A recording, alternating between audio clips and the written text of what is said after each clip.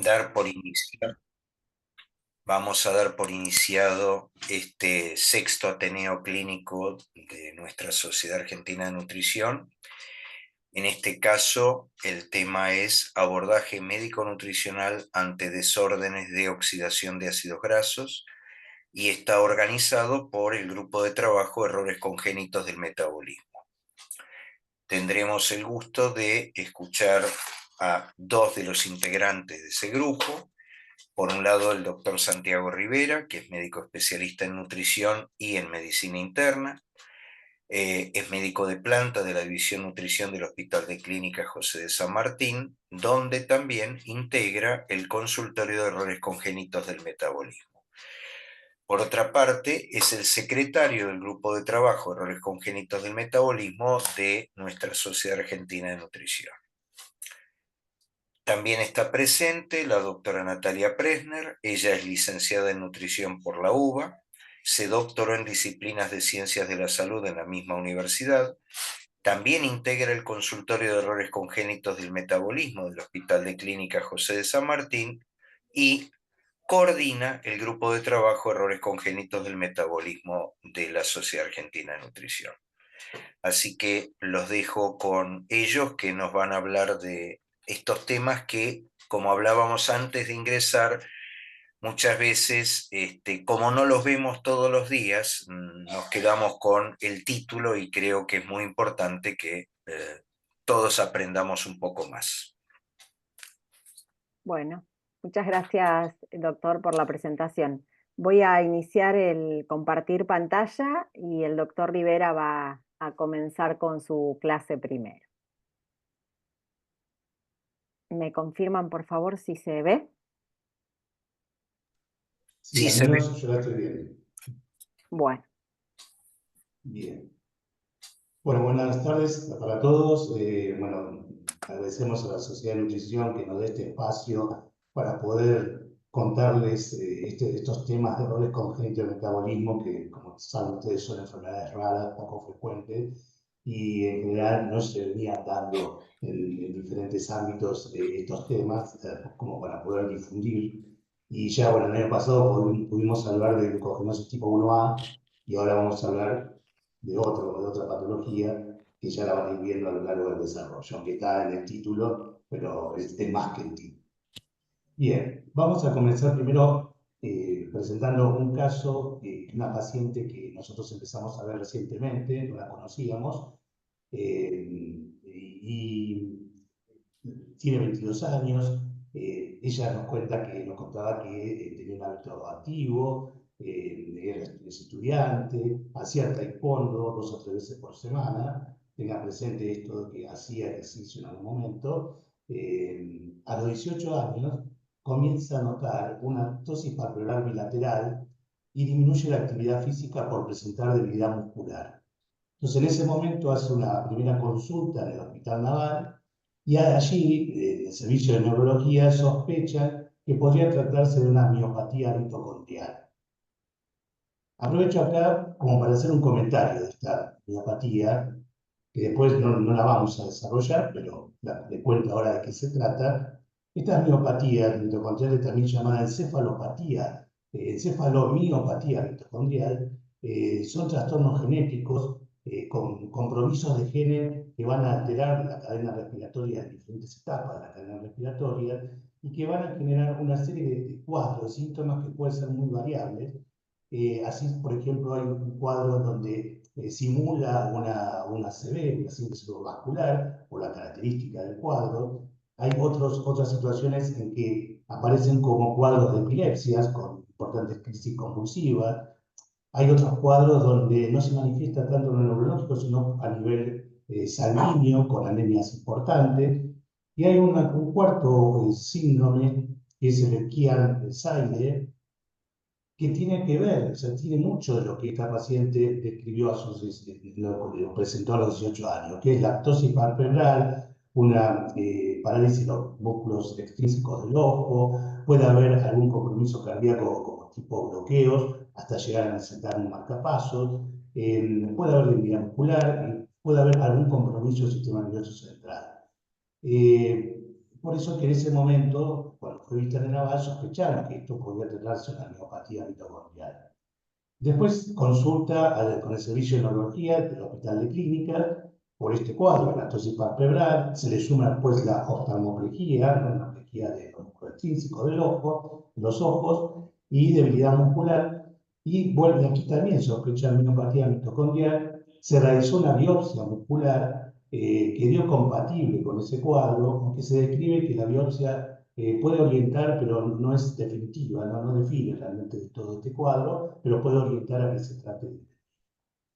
Y en el año 2022, en el Hospital de Clínica, que ya se estaba tratando con los neurólogos, este tipo de enfermedad genética, el dominio de los neurólogos. En el año 2022, en el Clínica, le hacen una blefaroplastia para tratar de mejorar la ptosis palpebral bilateral que tenía, y de hecho con esa cirugía mejoró, y estaban programando otra segunda cirugía, pero después aparece lo que ahora vamos a seguir describiendo, que bueno, truncó todo ese plan terapéutico. No recibía ningún tratamiento farmacológico habitualmente. De hecho, estas encefalomiopatías mitocondriales no tienen un tratamiento realmente efectivo. A lo sumo se puede utilizar L-carnitina o se puede utilizar coenzima Q como para mejorar la cadena respiratoria, pero no hay todavía un tratamiento que sea realmente efectivo, y se piensa que cuando se pueda hacer una terapia génica, tal vez esa sea la solución. Así que bueno, no recibía ningún tratamiento farmacológico y no tenía antecedentes familiares de importancia. La siguiente. Y el 2 de abril de este año, es traída a la guardia de nuestro hospital por presentar fiebre de alrededor de 39 grados, náuseas, dolor abdominal a nivel epigástrico, astenia, adinamia de unas 48 horas de evolución. Se encontraba vigilo, que parapsíquica. En el momento del ingreso no tenía fiebre, estaba febril, saturaba mal, tenía una saturación de 55%, mala mecánica ventilatoria, con bradimea y murmullo vesicular disminuido, y el abdomen blando, depresible, impresionable, indoloro, con ruidos conservados. Como deteriora más su sensorio cuando estaba en la guardia, y empeora su dificultad respiratoria, su insuficiencia respiratoria, pasa de la guardia a UTI, y ahí tuvieron que intubarla, es una intubación orotraqueal, y entró en asistencia respiratoria mecánica. En ese momento tenía un peso de 44 kilos, era así estimado, una talla de 1,65, un índice bajo de 16,16. Se realizó el cribado de riesgo nutricional, el screening, que es el NRS 2002, que daba un riesgo de nutrición alto, y después se estableció el BIM, un score de nutrición que marcaba una desnutrición severa. Y los datos positivos del laboratorio eran los blancos elevados, 1980, la glucemia elevada, 282, pero después no se repitió esos valores, fue el único valor que se repitió con esa elevación. Un fósforo elevado, TGO de 2059, TGP de 262, claro, signos de un compromiso hepático, LDH de 2785, y este valor que es totalmente inusual en la práctica nuestra de la clínica, una CPK de 129.514. Recuerde que un valor normal según el laboratorio puede ser 140, 170, y cuando damos estatinas estamos cautos en el tema de la CPK, acá 129.514. Y un estado de acido base que mostraba una acidosis, que sería mixta, tipo respiratoria y metabólica. Y la siguiente. Y bueno, se empezó a hacer un manejo nutricional. Recuerden que estaba intubada esta paciente en terapia. Se le había calculado un requerimiento calórico de 20 a 25 kilocalorías por kilo, alrededor de 900 a 1100 kilocalorías, con un peso estimado, como en su momento, de 44 kilos, un requerimiento proteico de 1,3 gramos por kilo, teniendo en cuenta al paciente en estado crítico, era alrededor de 57 gramos de proteína. Se buscó evitar el catabolismo o minimizar el catabolismo. Hay que tener presente que la mayoría de las patologías de errores congénitos o patologías metabólicas de este tipo, siempre hay que intentar, la mayoría de ellas, minimizar el catabolismo o evitarlo, porque eso empeora claramente la enfermedad que estamos tratando. El catabolismo va en contra de la evolución de la enfermedad. Entonces se la empezó a alimentar por vía enteral y aparte por vía venosa central se hizo una administración de solución de dextrosa al 25%. Esto sería lo que nosotros llamamos aporte importante de calorías para minimizar el catabolismo y que en general oscila el aporte de 4 a 8 miligramos kilo minuto. En este caso se empezó con 4 miligramos y se solicitaron carnitinas y amonio. El amonio nunca se llegó a hacer y la carnitina vinieron después, lo voy a comentar, pero vinieron después del alta de la internación, porque suele tardar los resultados, como para orientar a ver de qué podía tratarse. Pero al avanzar en la internación, aparece el dato que no lo teníamos de entrada, cuando se internó, se apareció con el correr de los días, que alrededor de los 13 años había presentado un cuadro infeccioso respiratorio con deterioro del sensorio y aumento de la CPK, que requirió una internación, pero que rápidamente evolucionó favorablemente, se externó y no fue estudiada por ese cuadro. Nadie hizo hincapié en la CPK que había elevado. Y a los 18 años, cuando se sospechaba de una miopatía mitocondrial, se hizo un estudio genético y en ese estudio genético apareció en un exoma de ADN nuclear que había una mutación del gen de la carnitine-palmitoil-transferasa 2, la CPT2, como se suele llamar, con sus siglas. Y en ese momento, como no tenía síntomas la paciente, también se subestimó, no se tomó ninguna conducta. Seguía pensándose que podía ser una miopatía mitocondrial que yo le comenté al principio. Pero esto nos orientó a pensar que se trataba de un error congénito típico de metabolismo.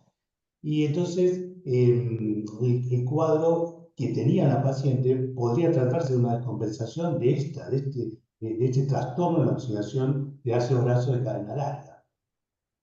Entonces ahí se ajustó el soporte nutricional enteral, se proporcionó una dieta restringida en grasa de cadena larga, que son los aminoácidos que están comprometidos, que no se pueden oxidar debidamente, perdón, aminoácidos, los ácidos grasos, con aporte de ácido graso de cadena mediana, y se le aumentan los hidratos de carbono complejos como para mejorar el aporte energético. Se administra una fórmula enteral que teníamos, en ese momento estaba disponible en el hospital, y contenía TCM, o sea, triglicéridos de cadena mediana, alcanzando en alrededor de 3 días ya un aporte calórico de 1.200 kilocalorías, 25 kilocalorías por kilo día, y 1,5 gramos de proteína por día. Y la siguiente. A lo largo de su internación en terapia intensiva, que fue alrededor de 1 mes y medio, y después pasó a clínica, bueno, en total llegaron a esa cantidad de días, 1 mes y medio aproximadamente, se detectó por un lado una infección por dengue, o sea que ese cuadro febril que ya tenía, el cuadro también abdominal, en parte neurológico, podría ser imputado al dengue, que de hecho se detectó una encefalitis, se le hizo una punción lumbar y tenía que ser repositiva. Y también la debilidad muscular que yo tenía, el compromiso muscular, podría en parte contribuir el dengue a ese cuadro. Pero con esos valores de CPK, ¿no? Más de 120.000, 127.000, se generó un cuadro de rhabdomiolisis con una insuficiencia renal aguda, secundaria seguramente a esta rhabdomiolisis, y hubo necesidad de hacer hemodiálisis de urgencia, que recibió alrededor de 13, 14 sesiones diarias para poder superar el cuadro de insuficiencia renal. También se evaluó que tuvo una miocardiopatía con una fracción de sección baja de 40%, llevando a cuadros de edema agudo del pulmón. La miocardiopatía podría haber sido también por el dengue, pero como vamos a ver en un momento más, podría ser también por este error congénito que nos enteramos después de unos días de estar internada. Y también tuvo, que en realidad ya con todo lo anterior sería algo menor, una tromboflebitis supurada en uno de los miembros superiores, donde se le había colocado alguna vía periférica y tuvo que realizarse una flebectomía. Bien, la que sigue. Y ya pensando en la resolución de la internación, ya cuando la paciente iba mejorando, vamos a ver cómo mejoró todos sus parámetros, ya se empezó a pensar en una rehabilitación kinésica motora y dilutoria. Recuerden que ella había estado intubada y después tuvo dificultades quedó con dificultad para deglutir. Se suspende el soporte nutricional enteral cuando ya había evolucionado mejor y se indica una dieta bioral con TCM. Después vamos a explicar cómo se implementa esto. Ahí ya tenía un peso menor que el estimado al ingreso, el peso real era 40,9 kilos. Se indica un suplemento nocturno de TCM y se hizo una evaluación, mientras estuvo internada, del comportamiento glucémico y de la CPK durante las horas de ayuno. Esta prueba en realidad puede orientar a ver cuál es la necesidad de la paciente en recibir TCM y cómo responde a eso. Hay controversias, hay quienes dicen que esta prueba no vale mucho la pena hacer porque tampoco es muy fiel, puede orientar, pero no es de todo fiel, y tampoco hay claridad de cuál sería el ayuno conveniente en estos casos. Se habla de hasta 8 horas, no más de 8 horas de ayuno, y en los casos de una sobreexigencia por una situación de estrés, tendría que ser no más de 4 horas. Pero bueno, la cosa es que acá en esta paciente se hicieron las pruebas a las 4 horas de ayuno nocturno y a las 6 horas, a las 4 horas de la mañana y a las 6 de la mañana, perdón, a las 4 y a las 6 horas, y se vio que, bueno, los valores de glucemia y de CPK no cambiaban demasiado y en ningún caso había estado en valores que fueran alterados. Bien, la que sigue. Y aquí vemos sí, la franca mejoría, ya hacia el final de la internación, donde viene en el laboratorio la CPK, que había empezado con valores arriba de 125.000, 127.000, y paulatinamente fue descendiendo hasta valores normales. El laboratorio que tenía también alterado había mejorado en cuanto a la TGO, TGP, la función renal, o sea, todos los parámetros analíticos estaban prácticamente normales. Había mejorado también la alteración cardíaca, se le hizo un nuevo ecocardiograma antes del alta, y ya la fracción de sección ventrículo izquierdo había mejorado de 40 que estaba a 72%. Bueno, ahí le puse la referencia de la internación, ¿no? Que fue del 2 de abril hasta el 18 de mayo, casi un mes y medio, pasando por la guardia, UTI, sala de clínica. Y bueno, y al final, cuando se le dio el alta, se estableció el seguimiento por nuestro consultorio. Y ahí es como que la empezamos a conocer mejor, ¿no? Bien, la que sigue. Bueno, acá quise ubicar esta patología, o sea, este déficit de la carnitina palmitoil transferasa 2, que primero decimos que eso es un error congénito del metabolismo. Dentro del grupo, hay diferentes grupos de errores congénitos, esto es el grupo de la deficiencia de la producción y o utilización de la energía, y dentro de eso serían trastornos de la oxidación de los ácidos grasos. Y acá sería lo más, dentro de lo raro, lo más frecuente podría ser trastorno de la oxidación de ácido graso de cadena mediana, trastorno de la oxidación de ácido graso de cadena larga y trastornos de la oxidación del ácido graso de cadena muy larga. Ve que intervienen dos enzimas, que son la 5A deshidrogenasa de ácido graso de cadena corta y mediana. Después tenemos la 3-hidroxiacil-CoA deshidrogenasa que actúa sobre los ácidos grasos de cadena larga y la enzima 5A deshidrogenasa de ácido graso de cadena muy larga. Y dentro de estos grupos estaría el déficit de la carnitina palmitoil transferasa 2. La que sigue.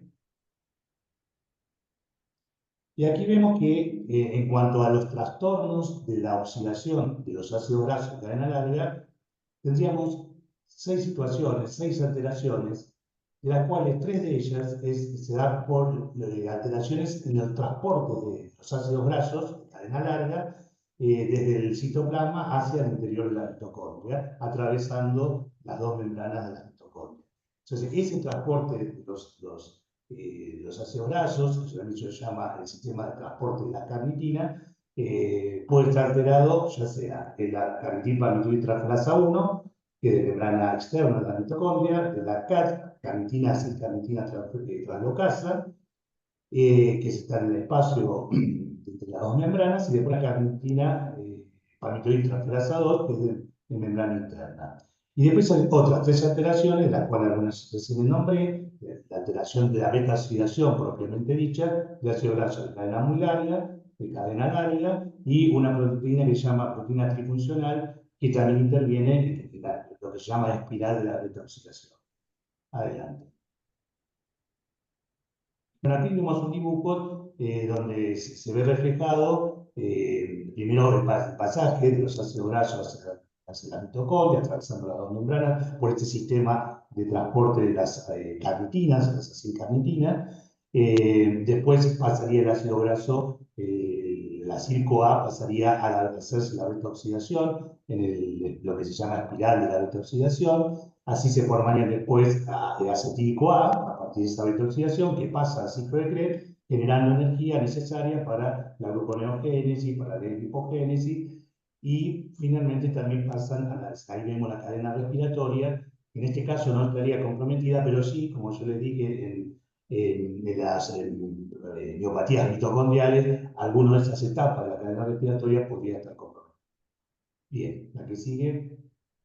Bueno, aquí vemos en otro esquema cómo serían los pasos hasta llegar a la beta-oxidación y la producción de energía. En el caso de los ácidos grasos de cadena larga, estos van a ser transportados por ese sistema de transporte de las carnitinas, así entran a la espiral de la beta-oxidación.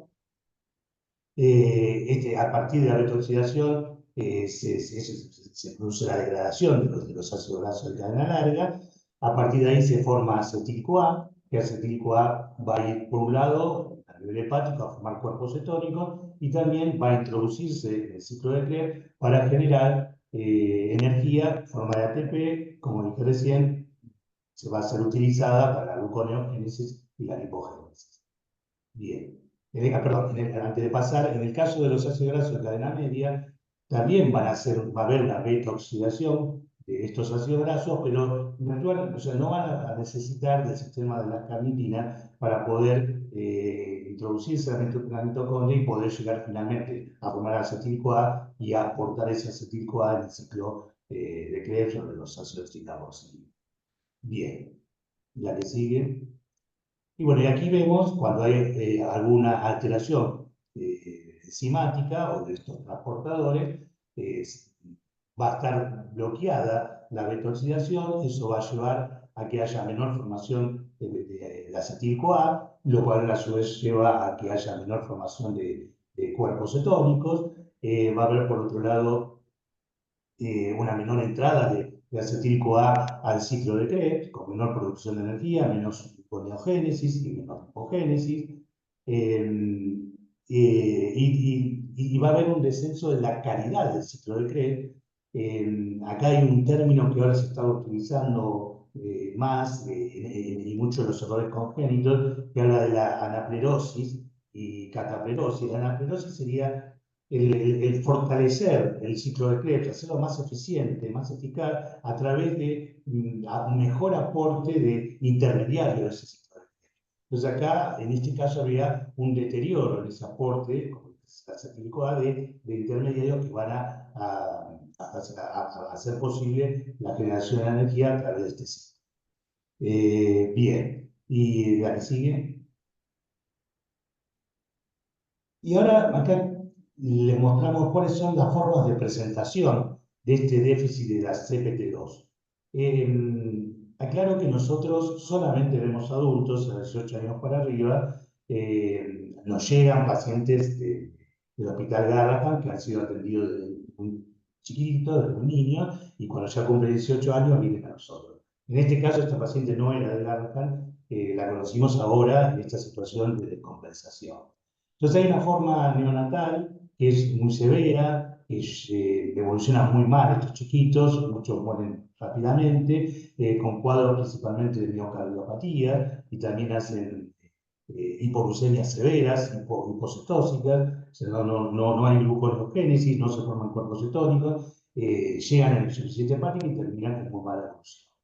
Después hay una forma hepatocardiomuscular infantil, donde lo que predomina es el daño hepático y muscular. Se puede presentar en el primer año de vida, con un poquito más edad. Y ahí, bueno, tienen un listado de alteraciones que pueden producirse. También hay insuficiencia hepática, miocardiopatía, hipoglucemias hipocetóxicas, convulsiones, neuropatía periférica, y con cuadros abdominales que pueden confundir también con una patología digestiva abdominal. La que sigue.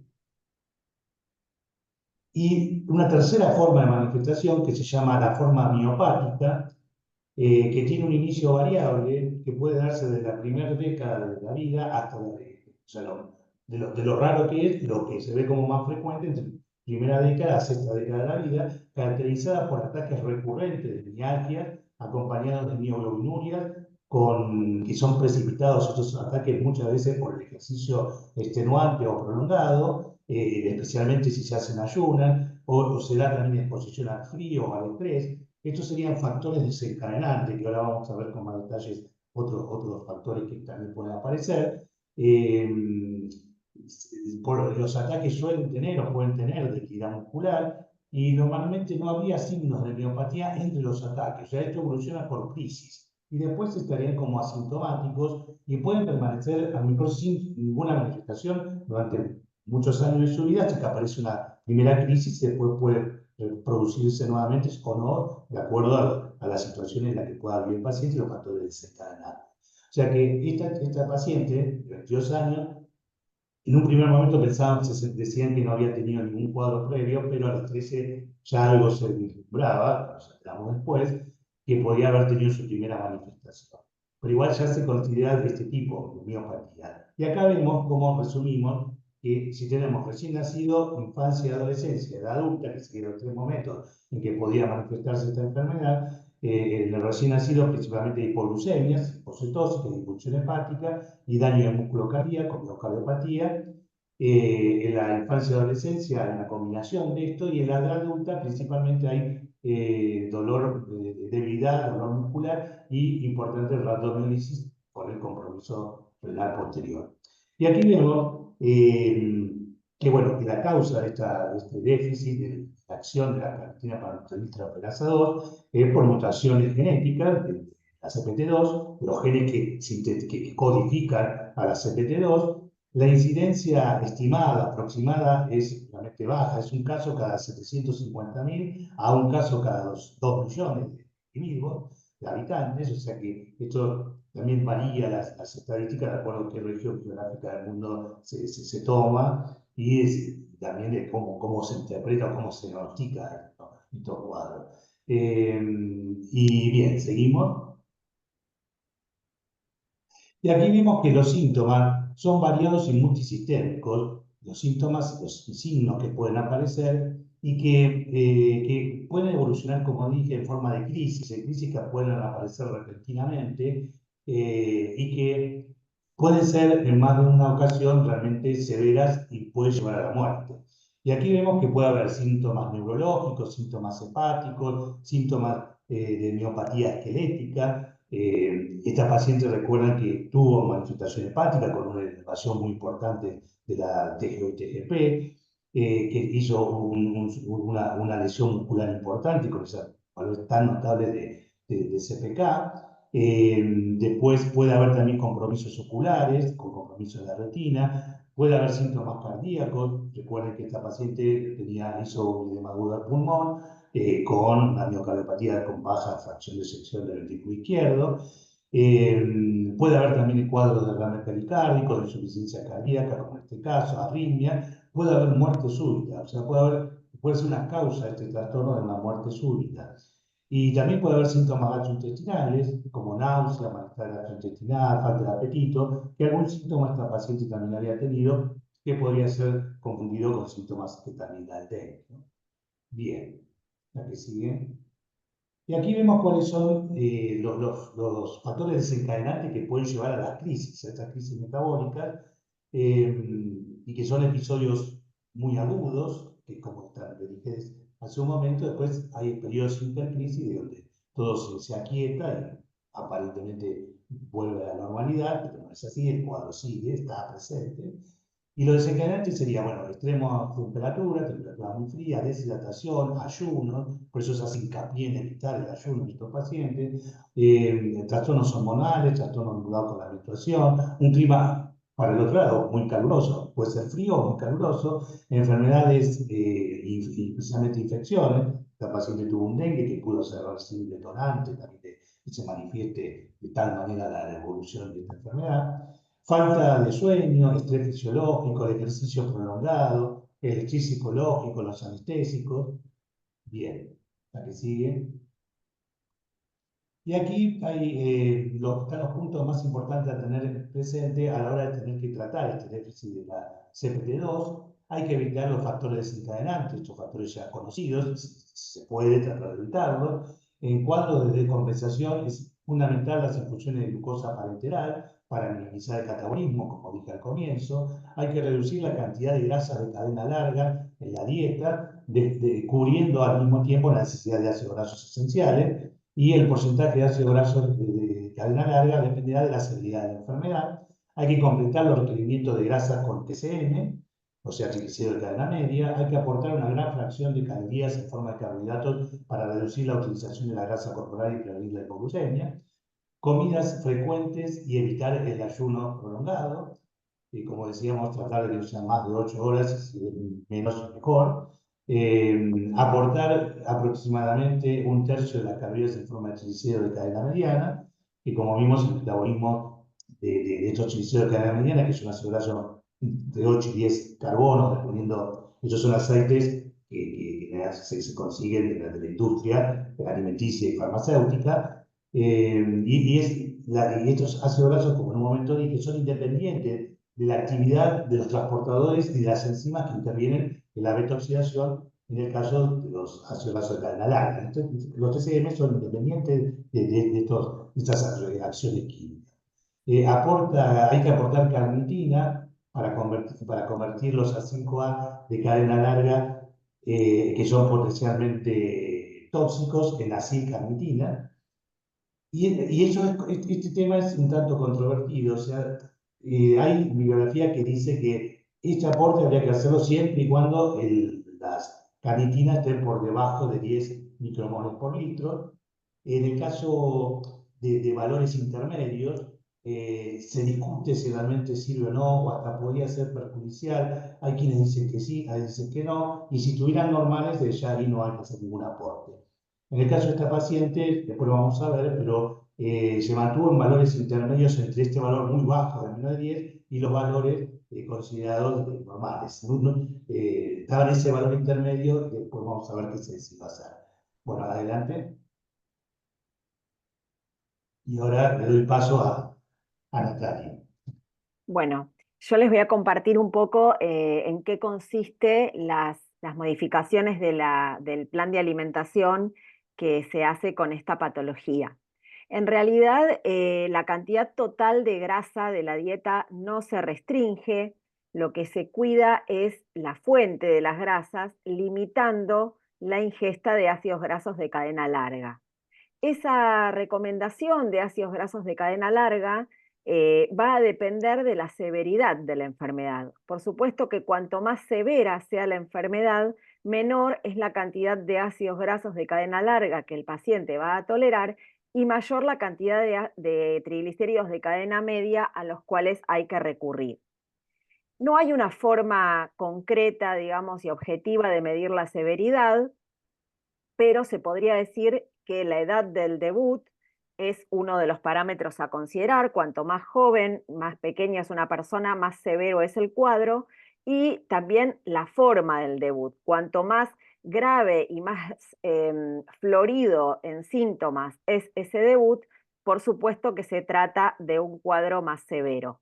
Entonces, si nos basamos en las recomendaciones de las ingestas de grasa, en realidad acá hablan no solo del déficit de CPT2, sino también de otros trastornos genéticos en donde hay dificultades en la oxidación de ácidos grasos de cadena larga. Lo que se propone acá es, por ejemplo, como en el caso de esta paciente que tiene más de 19 años, y que nosotros consideramos que la forma de ella era una forma severa, el total de grasa va a ir de su valor calórico total entre un 20 y un 35%, pero solo el 10% va a ser de ácidos grasos de cadena larga y el resto de triglicéridos de cadena media. Bueno, esto es a modo de recordatorio que según la cantidad de carbonos que formen parte de esa cadena de ácidos grasos, los vamos a denominar de cadena corta, media o larga o muy larga.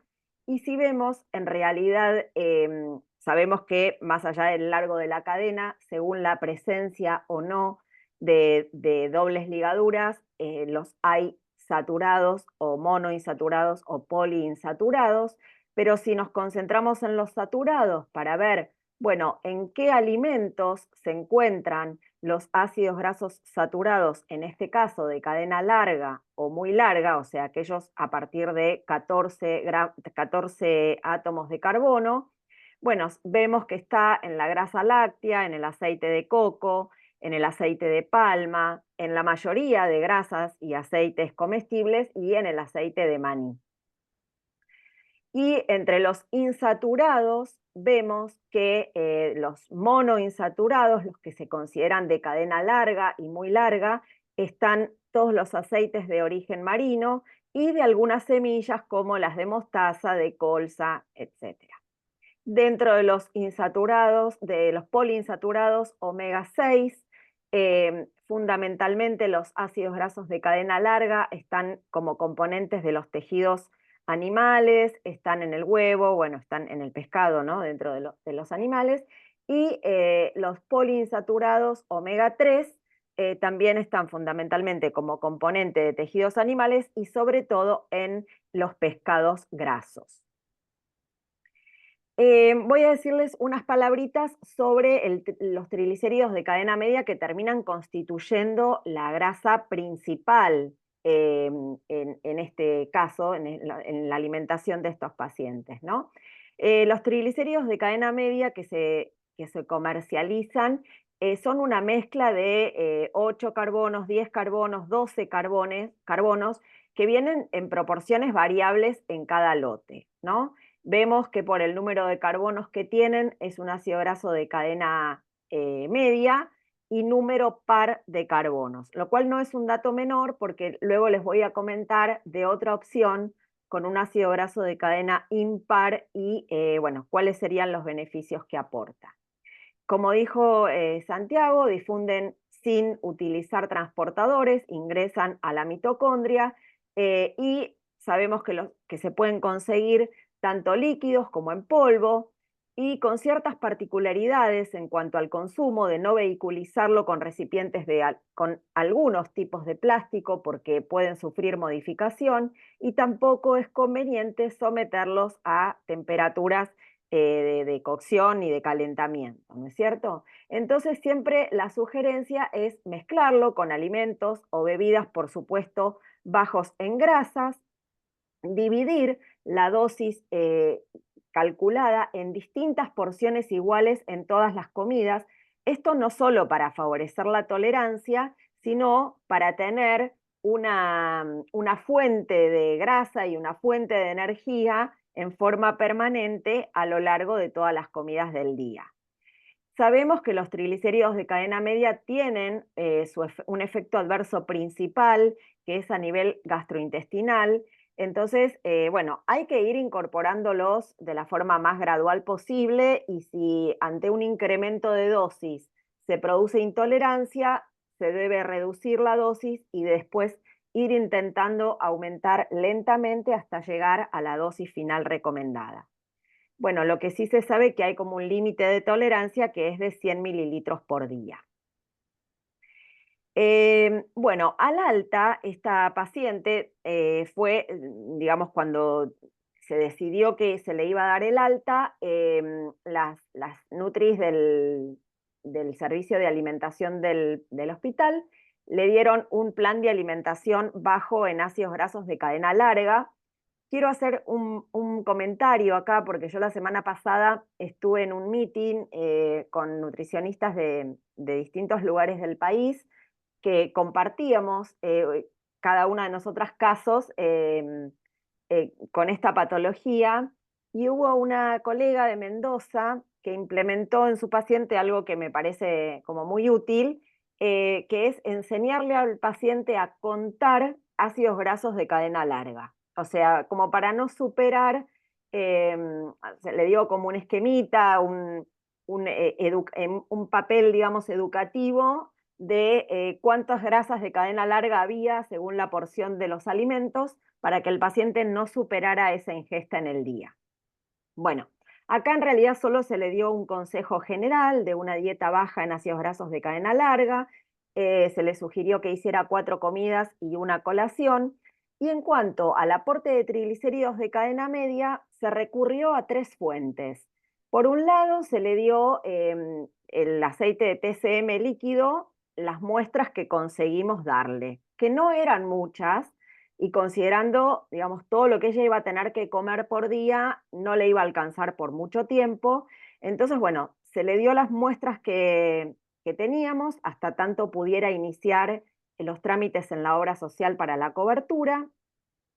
Y la idea es que ese TCM lo usara en una cuchara de ese aceite en almuerzos y una cuchara en cenas para condimentar sus comidas. Luego también se le dio esta fórmula hidrolizada, el Casmil, cuyas grasas casi el 50% son de triglicéridos de cadena media, y se le sugirió que esta fórmula la utilizara en desayunos y en meriendas. Y a su vez se le dio un suplemento hipercalórico hiperproteico que también tenía alto contenido de triglicéridos de cadena media para que lo consumiera como colación nocturna. Después, a medida que se le iba terminando el Casmil o se le iba terminando el suplemento hipercalórico hiperproteico, la idea era que ella fuera en todas esas comidas usando la cuchara de TCM, ¿no es cierto? Y siempre agregado a un yogur, agregado a un puré de frutas, agregado incluso colocado encima de una rodaja de pan. Ella ahora, hoy por hoy, la utiliza, consume 2 vainillas en su desayuno y las baña con la cucharita de TCM. Bueno, y eso es lo que se le dio al alta. Quiero comentar que conozco también que hay profesionales que en vez de dar una colación nocturna con TCM, le sugieren a los pacientes la utilización de, al igual que lo que comentamos en el Ateneo anterior que dimos, para los pacientes con glucogenosis, le sugieren la utilización de almidón de maíz crudo, en una dosis de más o menos 1 gramo por kilo. El tema es que primero no hay un consenso absoluto de que ese almidón de maíz crudo abastezca las necesidades de energía a lo largo de todo el ayuno nocturno. Y por otro lado, que en los pacientes con glucogenosis, cuyo diagnóstico es prácticamente neonatal y que desde que nacen prácticamente o desde que son muy pequeños consumen el almidón de maíz crudo, ya cuando son adultos están acostumbrados a incorporarlo. Esta chica que tuvo como su debut en la edad adulta, de golpe empezar a sugerirle que tiene que consumir almidón de maíz crudo, es más difícil que lo acepte. Lo cierto es que yo lo intenté y bueno, no tuvo aceptación por parte de ella consumir el almidón de maíz crudo.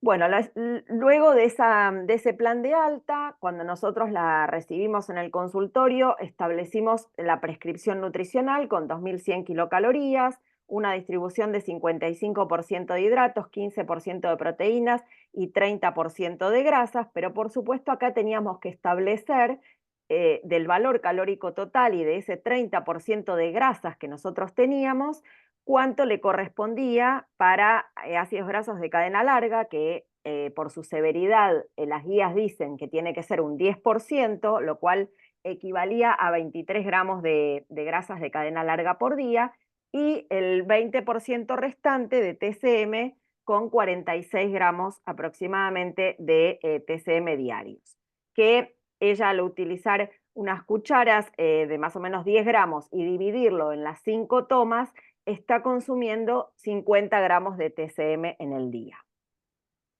Bueno, lo invito a Santiago a continuar Sí. para comentar el seguimiento ambulatorio. Bien, saqué la cámara porque me estaba dando mala señal, así si la camarita tal vez tenga yo mejor señal. Bueno, después cuando ya se incorpora al consultorio, nuestro consultorio de roles congénitos, la llegamos a ver 3 veces. En una primera consulta, que fue próxima al alta, ya se la vio con menos decaimientos, ella refería tener más fuerza, estaba con mucho mejor ánimo, realmente era satisfactorio verla, la buena evolución que había tenido. En poco tiempo había recuperado 2 kilos de pesos, de los 40,9 que tenía al alta, ya tenía 42,7. y igual el índice estaba dando bajo, pero ella nos refirió, que ahí retomamos ese dato en la consulta, que ella nunca tuvo demasiado peso, que lo máximo, lo habitual que llegaba a tener a 47 kilos, o sea que haciendo el índice le daba relativamente bajo, pero era lo característico de ella, tal vez algo de constitucional también en este caso. Y los análisis de laboratorio, lo más importante es que habíamos recibido las carnitinas que se habían sido pedidas al principio de la internación, pero llegaron recién cuando vino a vernos al consultorio. Y estas carnitinas, las totales y libres, estaban por debajo del límite inferior normal.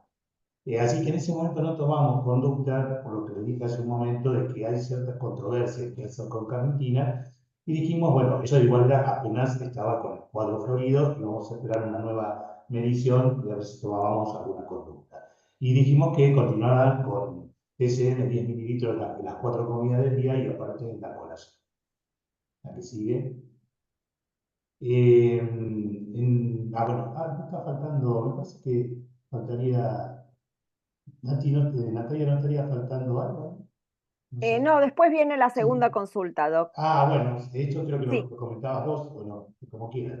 sí, sí, si Sí, quiere sí, lo sí, comento. sí, sí, sí, sí. Bueno, que en realidad una forma conocer el monitoreo de estos pacientes, como se le pidió en su momento, es la CPK y la carnitina. La CPK es un marcador asociado a pacientes que tienen esa famosa sigla que los identifica como desórdenes de la oxidación de ácidos grasos de cadena larga. El hecho de que esté elevada es un signo de estrés, sobre todo por, digamos, la falta de energía en el músculo esquelético. Y bueno, puede asociarse con rhabdomiólisis, que si no es atajada a tiempo, puede llevar a la falla renal. Con respecto a las carnitinas, también es importante que sea monitoreada, sobre todo porque si está baja, bueno, menos de 10 micromoles por litro, no hay duda de que hay que suplementar. Y con respecto a las acilcarnitinas, si las acilcarnitinas de cadena larga en realidad están altas, nos está dando una pauta de que el paciente está acumulando acilcarnitinas de cadena larga porque precisamente no está, o sea, no tiene el transportador. Lo que pasa es que las acilcarnitinas no es un parámetro muy específico porque pueden ser afectadas por varios factores. El momento de cuándo fue la última alimentación del paciente, si hizo ejercicio, e incluso en personas sanas, en situaciones catabólicas, las acilcarnitinas pueden dar aumentadas. Entonces, no es algo que si nos da bien o nos da mal, haya que hacer alguna modificación en el manejo nutricional. Pero es algo orientativo de la situación, cómo está el metabolismo. Bien, bueno, ahora sí, en la segunda consulta tenía un peso de 44 kilos y medio, aparece en el laboratorio un valor con hemoglobina baja, compatible con una anemia leve. Hay que tener en cuenta que era todavía reciente el cuadro de estrés severo que la paciente había padecido, así que puede tener que ver con eso. La glucemia ya estaba normal, se acuerdan que tuvo un único valor de 289 momento de internación, es un cuadro severo, y después no se repitió ese valor. Los siguientes valores fueron normales y el que trae a la consulta es totalmente normal, el patograma seguía normal, ya el alta se había normalizado, y esto sí, no lo teníamos antes, que aparece un perfil lipídico con un HDL baja y un colesterol LDL de 201, con triglicéridos normales, y nos afirmaron, tanto la paciente como la madre, que era la primera vez que tenía algún valor elevado en los laboratorios. Y también hay que tener en cuenta que la paciente estaba muy próxima a una situación de estrés severo, entonces se dice que ante una situación de estrés severo, como en este caso, los valores de colesterol y triglicéridos del momento pueden no reflejar lo que la paciente venía teniendo previamente, entonces es más conveniente esperar mes y medio, 3 meses, en los casos un poquito más, para recién sí evaluar si realmente hay una dislipemia o no, ¿no? Así que por eso ahí no tomamos ninguna conducta. La CPK seguían valores normales, ahí el 170 es el límite superior al caso de la mujer, y seguían con la misma indicación de TCM, de las 4 comidas y una colación. Bien. Y en la última consulta que la vimos, ya pronto la vamos a ver por cuarta vez, había recuperado más peso, ya el índice estaba en 17,08, por debajo del valor considerado límite inferior normal, pero había mejorado en relación al anterior. Comenzó a hacer caminatas y yoga luego del almuerzo. Después Natalia le va a hablar algo sobre el ejercicio. Se recalca la importancia de no hacer ejercicio sin haber consumido hidratos de carbono y TCM en la comida previa, por lo menos entre 20 minutos y 45 minutos antes del ejercicio.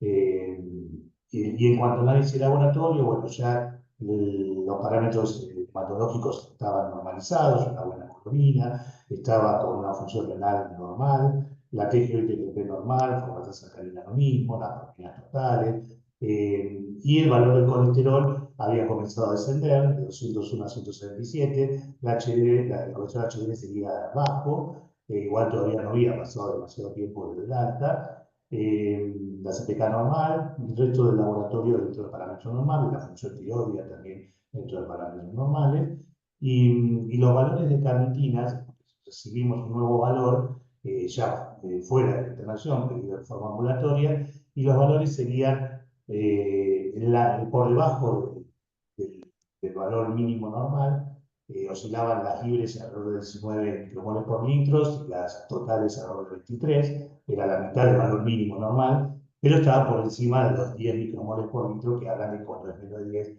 conviene sí oscilarlo. Entonces, esta situación intermedia, bueno, lo leímos, lo consultamos con gente de experiencia que nos ha formado a nosotros, y se llegó a la conclusión de que convenía dar una dosis baja, dosis baja de 10 miligramos kilo día de carnitina, lo que equivale a medio frasco, son frascos ampolla de 10 mililitros, es medio frasco ampolla de 10 mililitros por día.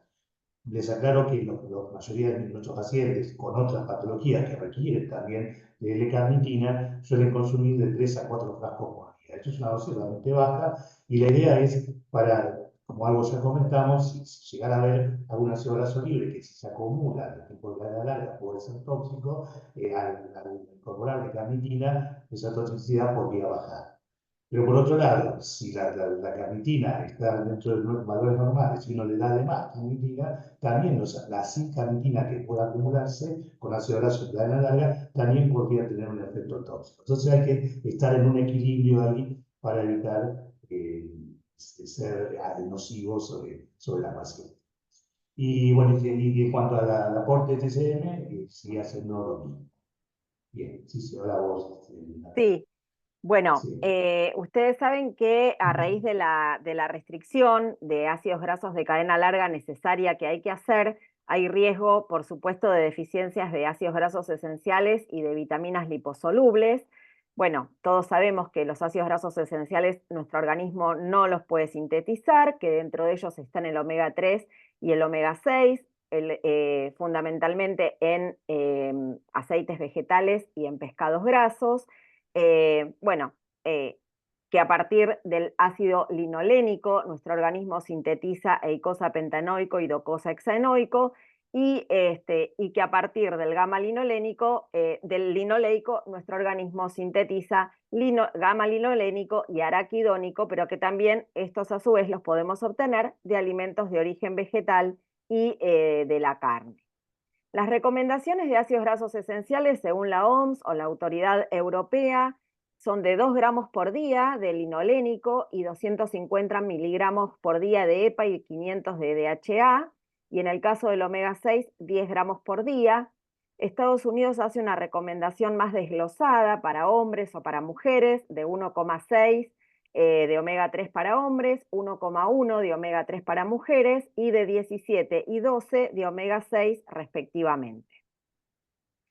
En toda la bibliografía que respalda, digamos, el manejo dietoterápico de esta patología, mencionan que una forma de evitar por ahí el déficit de omega 3 es sugiriéndole a las personas que consuman aceite de nuez, porque, bueno, tiene el mejor perfil de omega 3 y su relación con el omega 6 es óptima, pero bueno, en nuestro medio el aceite de nuez es muy difícil de conseguir, así que de los aceites con los cuales nosotros contamos, por ahí los que más contenido de omega 3 y mejor por ahí relación con respecto al omega 6 tienen, sería el de soja y el de canola.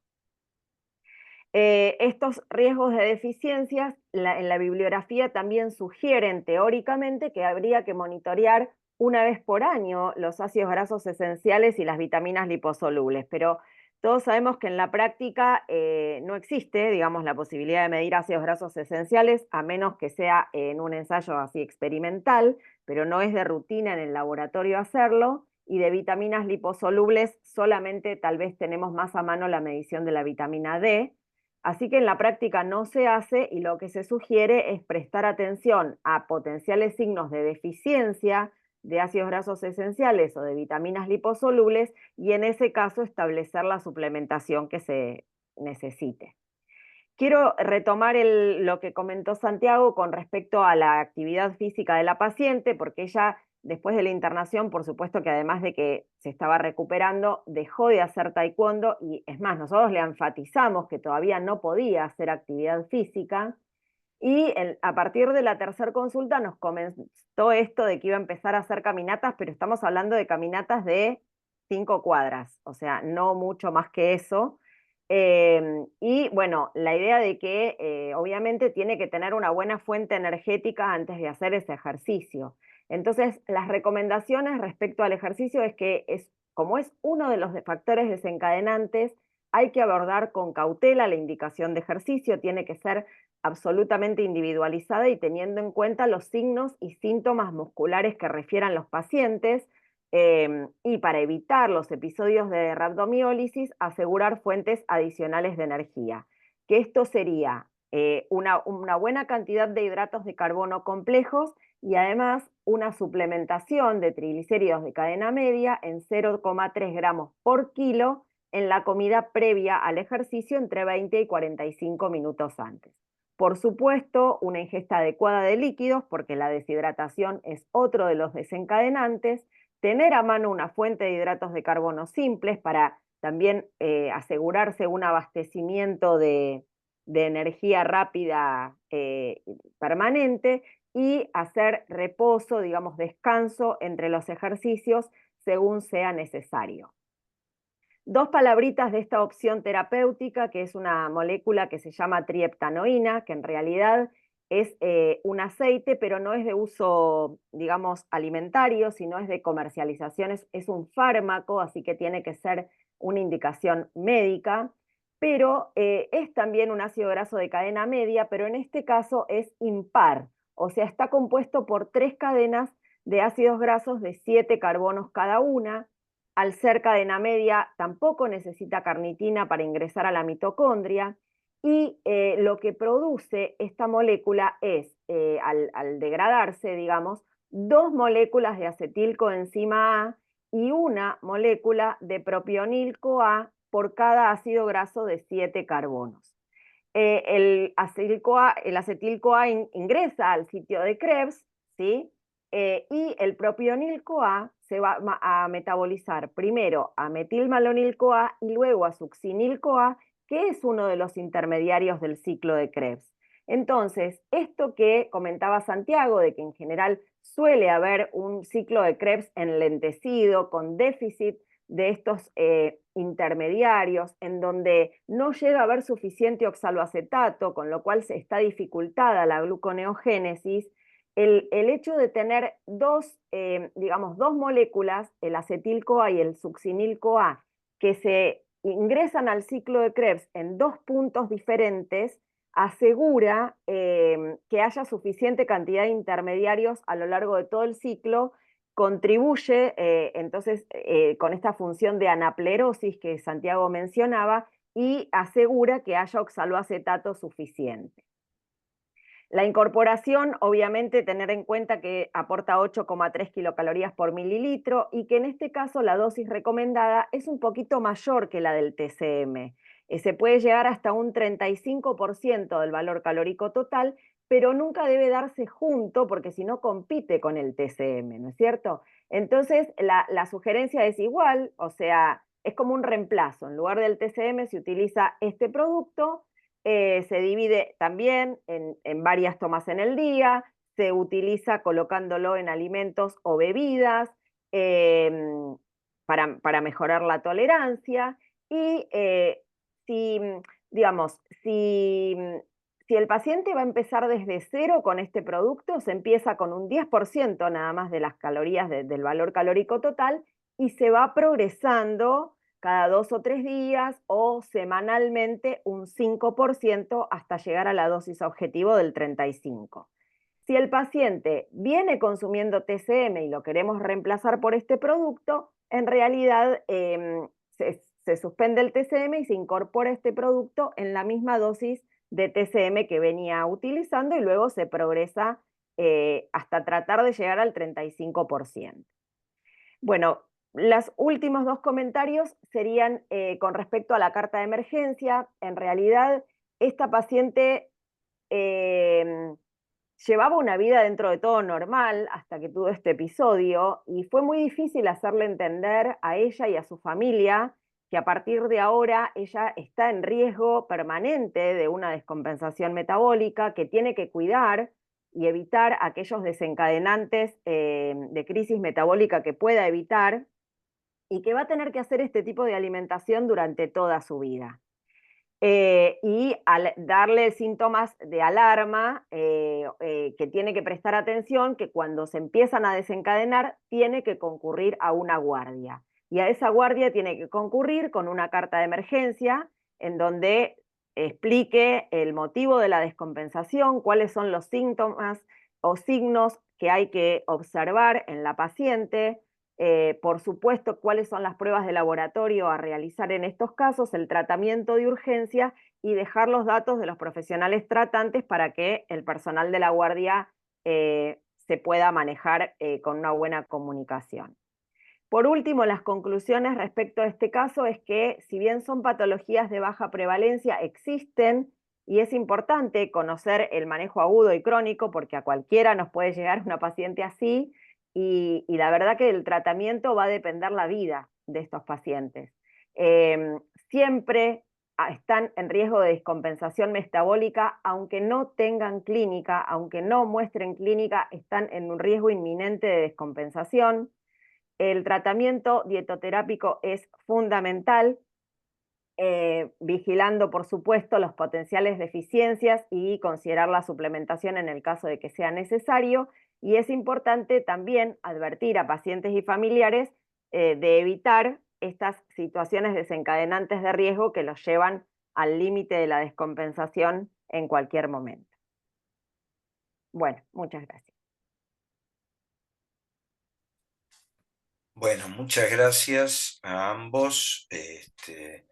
Muy interesante la presentación y como dijimos un poco al principio, patologías raras pero que existen, entonces por lo menos tenerla en cuenta. Tal vez no todos estemos en condiciones de tratarlas en lo cotidiano, pero la detección y la derivación a tiempo no deja de ser un acto médico, ¿no? ¿Hay alguna pregunta que le quieran hacer a la doctora Presner o al doctor Rivera? Si no hay preguntas, yo puedo hacer un comentario si quieres. Si preferimos saber si hay preguntas, quería comentar.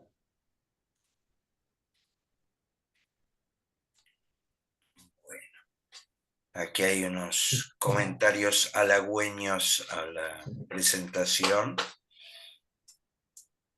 Pero me parece que no sé si había una pregunta aparte del comentario.